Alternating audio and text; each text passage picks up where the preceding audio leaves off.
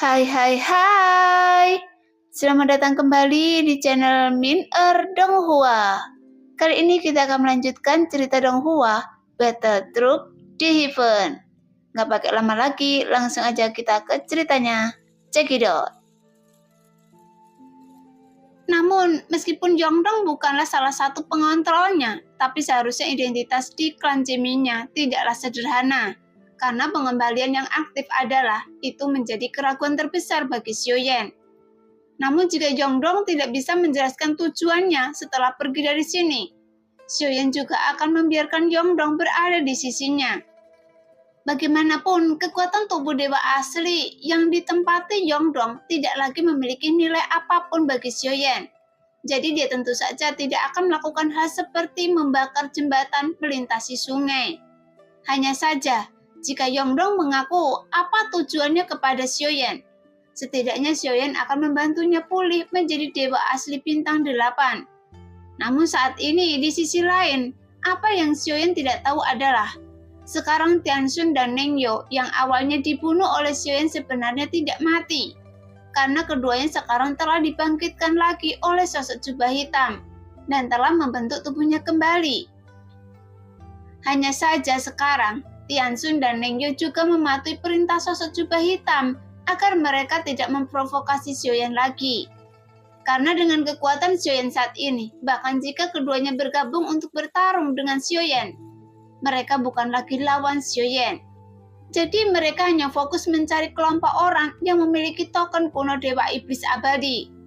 Setelah beberapa hari mencari, keduanya mereka mendapatkan token kuno Dewa Iblis dan membunuh beberapa kelompok untuk merampok token kuno Dewa Iblis Abadi untuk meninggalkan dunia besar ini. Namun, tepat ketika mereka bersiap untuk pergi, saat keduanya diselimuti cahaya keemasan melalui token kuno Dewa Iblis Abadi untuk meninggalkan gerbang kuno dunia besar ini. Satu pun mereka muncul dalam ketiadaan dan akan segera pergi, namun mereka tiba-tiba terhenti oleh sebuah suara. "Hai, kalian berdua, mau pergi kemana?" Suaranya lembut dan kedengarannya seperti wanita yang memiliki temperamen yang lembut. Mendengar itu, Tianxun dan Nengyo berbalik dengan ekspresi terkejut di wajah mereka. Kemudian mereka mengamati sosok cantik di belakang mereka dengan waspada.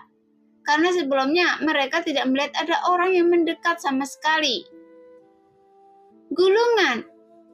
Tianxun berteriak dengan tajam saat ini, namun pikirannya seperti pasta. Setelah membentuk kembali tubuhnya, ingatannya juga berpintik-pintik yang membuat dia merasa sangat buruk. "Tidak apa-apa, saya pikir kalian berdua dalam keadaan sehat. Jadi apakah Anda ingin berlatih kultivasi ganda bersama saya?" Suara itu terus keluar di benak mereka.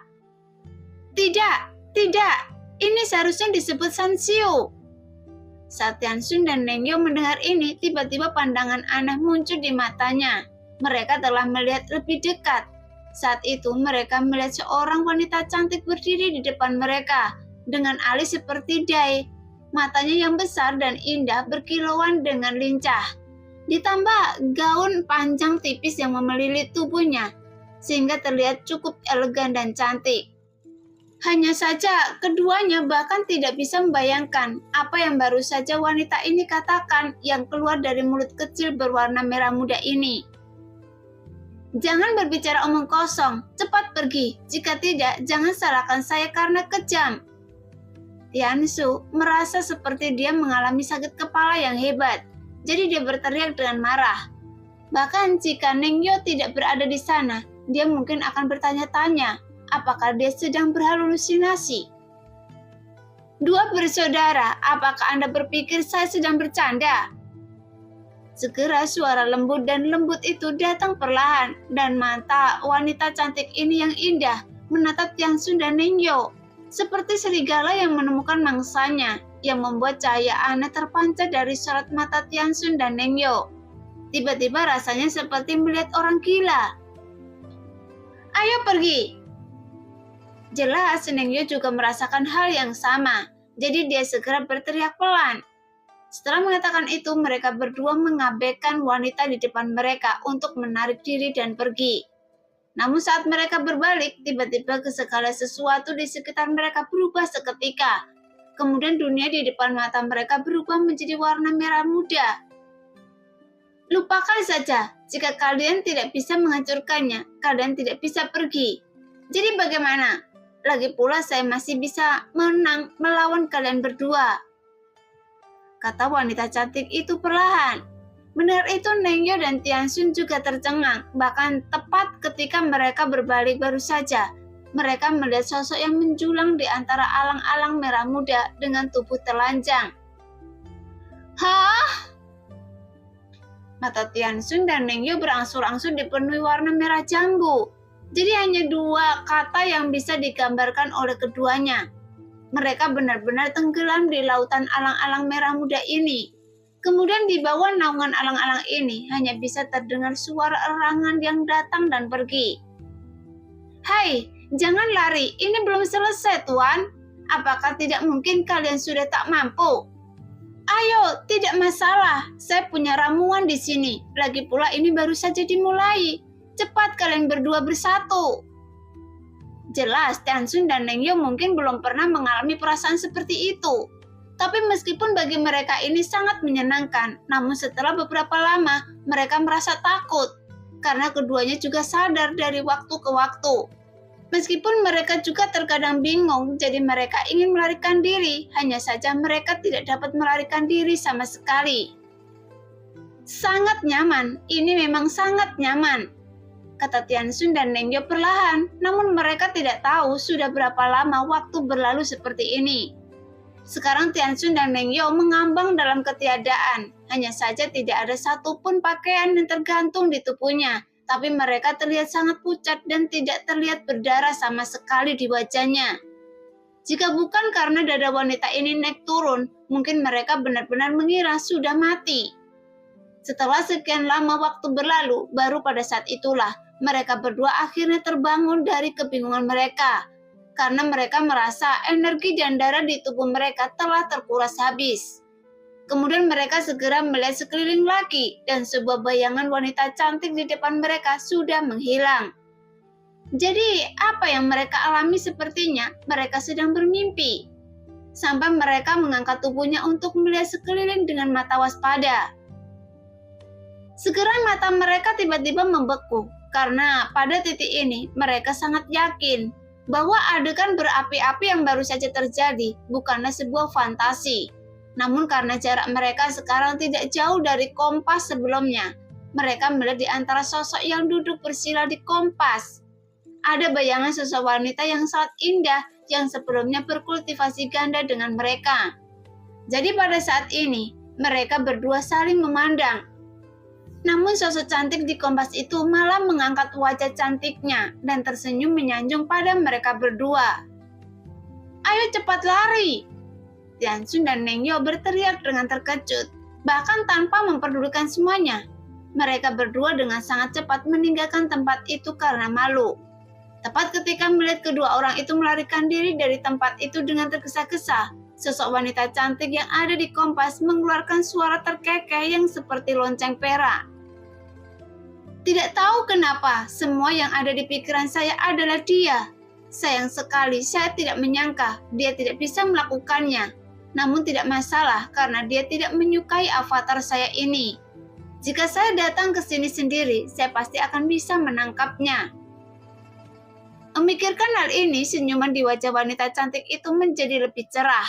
Bagaimanapun wanita inilah yang telah membuat takut Sun Sang, Seisun dan Jiuyang, Tianxun.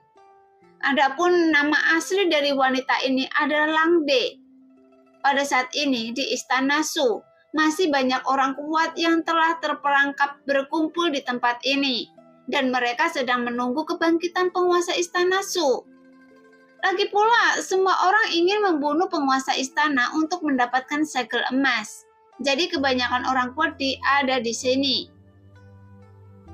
Saya hanya ingin mengumpulkan 3 segel emas dan pergi dari sini secepatnya. Tapi setelah saya memasuki tempat ini, saya baru tahu bahwa gerbang kuno hanyalah sebuah tipuan di dunia kuno Dewa Iblis abadi yang abadi. Meskipun memang ada keberuntungan di tempat ini, Namun untuk mendapatkan keberuntungan itu juga harus membayar harga yang sedikit lebih besar.